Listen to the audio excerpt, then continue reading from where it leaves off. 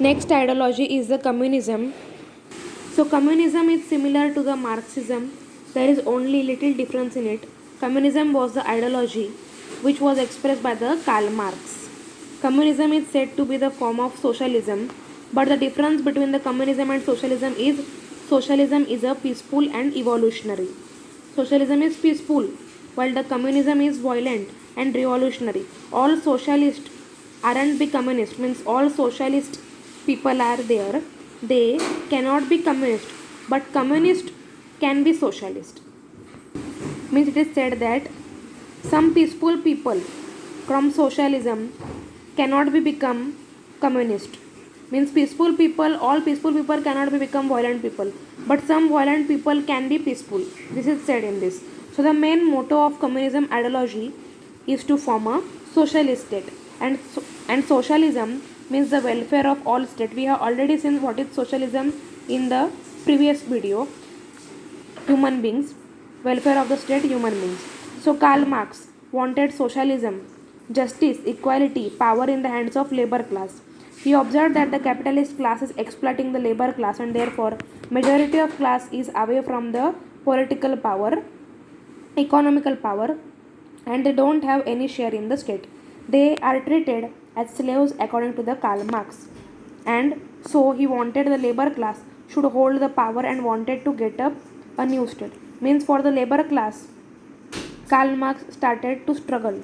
So Marxism term is derived from the name Karl Marx. Karl Marx is the name, and from this name Marxism is derived, and from the thoughts of Karl Marx, so it is known as Marxism, and his ideology is also known as communism. It comprises of socialist ideas. As capitalist class was exploited the labor class, as a capitalist class was exploiting the labor class for producing more goods production. So to change this condition, to bring the humanity, equality, justice to the labor class, these thoughts were emerged as Marxism. So Marxism is the contrary ideology to capitalism ideology. Here in Marxism, more importance is given to the labor class, while in capitalism, importance is given to the lords, feudals. So it is contrary, means opposite to the capitalism ideology, individualism ideology, and liberalism ideology. Marxism is opposite to capitalism, individualism, and liberalism. As individualism and liberalism ideology are in the favor of capitalist class, means self development should be there, but according to the Marxism, socialism, the state should develop. In socialism state should develop, but in Marxism only labor class should get all the powers. So they supported the inequality, personal development, who individualism, liberalism ideologies. In liberalism, the forward class, upper class, capitalist class also wanted equality, but the condition was going on shouldn't be changed. Means only just they wanted the equality, but the condition, what was the condition in this liberalism, individualism, and capitalism? Labor class were exploited. This won't be changed. So in Marxism says that Marxism may be defined as a set of political and economic principles founded by the Karl Marx, Friedrich Engels, in order to lay scientific foundations of socialism. This is the explanation of socialism. Now we are going to see the principles. Sorry, socialism, not communism. We are going to see the principles of communism. So first principle is the dialectical Marxism, dialectical materialism. So dialectical materialism, in there are 3 points. First is the study of contradictions. Karl Marx believed more on materialistic things which are essential for our survival. Material is the only factor for our existence of living. This is called importance of material, and such idea is called materialism or dialectical materialism. Dialectical materialism, in that first point, is study of contradictions. In this only material thing is given the importance.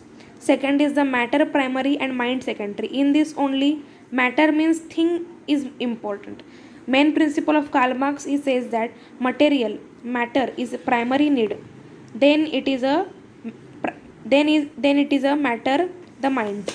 So the general nature of the dialectic was first taught by Hegel. It is called Hegel's idealistic interpretation. Also it is known as Hegel's idealistic interpretation.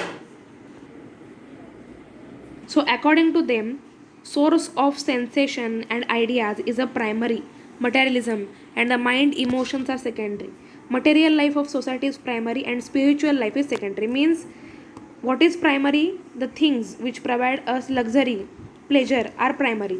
Emotions, love, anger, these are secondary. They are not going to fulfill our basic needs. This is said in this. And the third point is process of action and reaction between forces. Means for every change in society, revolution, the movement of material is responsible. When the two materials meet together, then the third thing came into exist. So material is responsible for the every action and for its reaction in the society. So we have seen here the first principle, that is the dialectical materialism. In that, first point is study of contradictions, second is matter primary, mind secondary, and third is the process of action and reaction between forces.